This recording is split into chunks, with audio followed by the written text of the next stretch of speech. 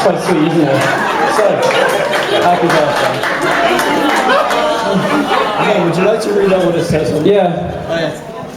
Well, read out what it says on the cake.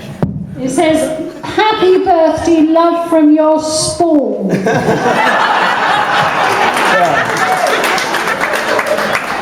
Well, I suppose it's meant to be speeches to be rude, not to follow pursuit, wouldn't it? Should we say a few words, Rory?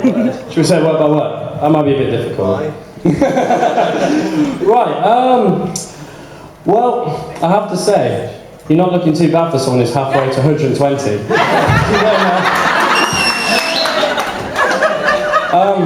As you can see, I completely planned this speech.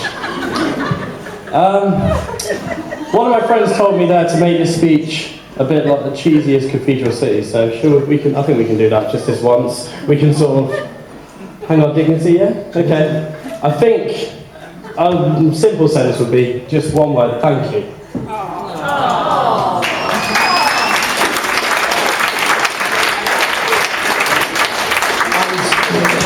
My little shy twin brothers may have a few words in the background as well. I always remember one of the things is we would have friends over, which you might somewhat describe as wayward youth, but every time anyone ever came over to our house, they always felt so welcome, and you always found a way to get on with everyone. It's just, it's uncanny, that ability you have. Well.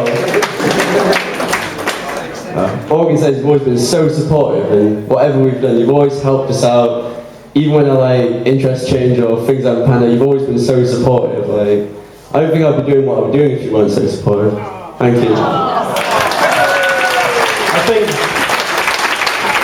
and in some sense, what we're really trying to say is it'd be wrong to say anything but that you were a great man. So thank you. And I guess about to go up and say a bit of a speech now, is that right? I love you all. Thank you. Thank you. Well, hi everybody, and thank you so much for coming. It's just wonderful to have such an amazing crowd of people here. And I have to thank, first of all, my three sons, Callum, Rory and Connor, and obviously Bob and Laurie and Nat and Kurz for getting up here and saying the words they did, and I'm really appreciative of that. And just thank you. There's a wonderful crowd here. I've got loads of friends here from all over the country, friends from different parts of Hereford, friends from London. I've got a friend who's flown from Northern Ireland. I've got my friend Rosemary, who I haven't seen for 26 years here. I've got friends from Gloucester, Sheffield, different parts of the Peak District, everywhere. Even Norfolk Road. So, thank you all for coming, and I have to say thank you to Sharon. Thank you to Sharon from Leicester College for these boots. Sharon gave me these as a Christmas present in January. And I was thinking of having a party, and I wasn't sure, but once Sharon gave me these boots, I knew I had to have a party. Now, I work at Leicester College with Sharon, and we work with profound and multiple learning disabilities, and there's a big crowd here from Leicester College. And I do the yoga, massage and relaxation bit, and Michelle and Frankie do a brilliant job in holding the team together. It's intense work. And often on a Wednesday afternoon at 2 o'clock, I'm massaging one of our students' feet. And you know what? There is nowhere else I'd rather be than Wednesday, 2 o'clock, massaging that student's foot. That's really wonderful. So I've worked at Leicester College for 25 years this year, and I've also worked for the WEA for 25 years, and we have a small staff team. We've got Dorcas and Deb here this evening, and lots of my yoga students from the WEA. Let's have a cheer for them.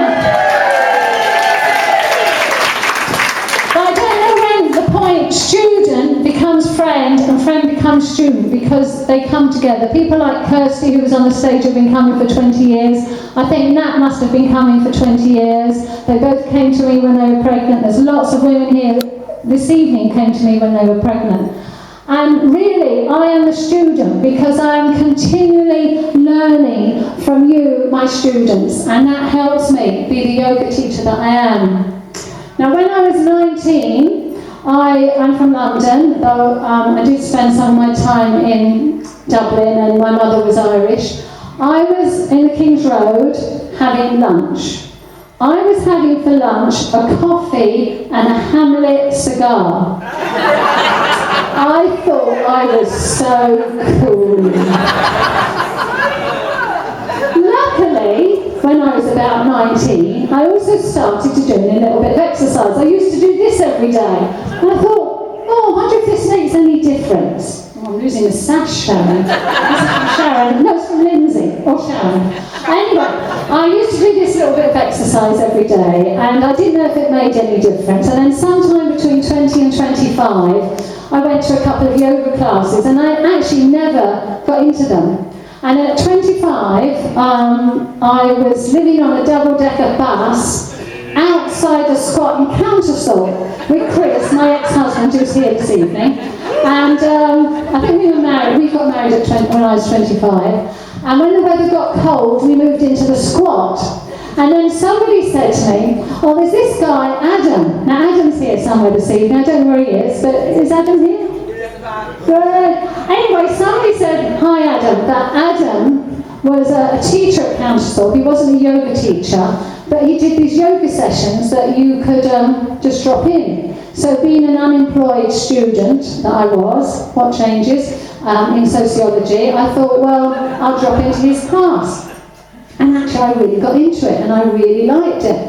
And then I started practicing yoga. And then at 27, Chris and I were living in California. He had a job and I didn't. And I went to lots of yoga there, no Pilates. And they didn't have Pilates in California then.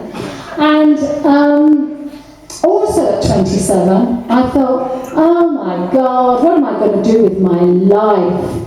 And I did a mind map. We didn't call it a mind map then, but we do now. Well, I did a mind map of all the jobs that I'd done, like being a barmaid, being a secretary, selling Whole Foods on the market, Leicester Market, market research.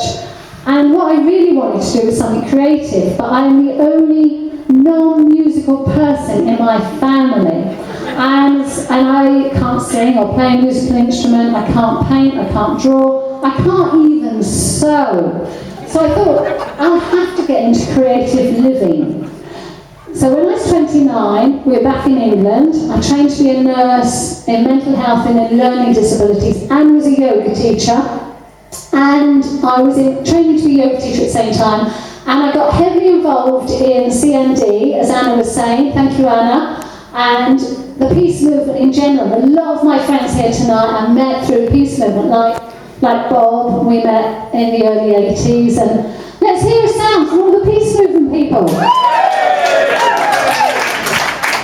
And then when I was, then I got a job at Almond Lodge as a staff nurse. And then when I was 34, I said to Chris, oh, I've got to do more travelling, you know? I haven't done enough travelling. I did start travelling at 18, and Chris and I had lots of adventures, and I thought, I've got to go to India. So my friend Alison and Nitin, are they here? Great. Anyway, my good friend Alison, who I met when I was 18 and she was 19, we were both doing O-level. She was married to this wonderful man, Nitin, who's there at the back, and he introduced me to the Satyananda Yoga School. And I went out to India, and I met my friend Alita, who's also here, at the airport, and we spent time in the ashram. I did some travelling with Lalita. I travelled on my own. Chris came out, we travelled together, and that was brilliant. I came back to England and I thought, I could have a baby now. And I hadn't wanted babies, and all of a sudden I thought, yeah, I'll have a baby. And luckily, I was privileged enough to get pregnant, and I can, I'm at 36. Look at him now. And then anybody who knew me at that time would know that when Cam was about 18 months old, I used to say to people, wouldn't it be awful to have twins? Then at 39, I had twins. So it was quite a shock to the system. 3 boys. boys in 3 years. And people used to say to me, 3 boys, how awful. But you know what? We've had a ball. We've had a great time, guys. So I've spent 20 years bringing up my boys, and at some point Chris and me went our own way, and Chris married Angie, who was going to be here tonight and isn't. And I wanted to say that she has been a brilliant stepmother to my son. She really has. And obviously that's a hard thing, you know, when you're sharing with children, but she has been a brilliant stepmother. And Chris and me worked together as a team bringing up our boys. But I also spent 20 years getting into yoga. And my brief in life was to make yoga accessible to everybody, whatever their age, their shape, their size, their religion, whoever they were. I wanted yoga to be for everybody. And it's so great that so many people here are people who are my students, friends, students of yoga. And we have got here tonight Doug, who was 90, we celebrated his birthday before Christmas. We've got Barbara, who is going to be 80 tomorrow. And I think we should have a cheer for Barbara. I don't know where you are, Barbara, but cheer for Barbara.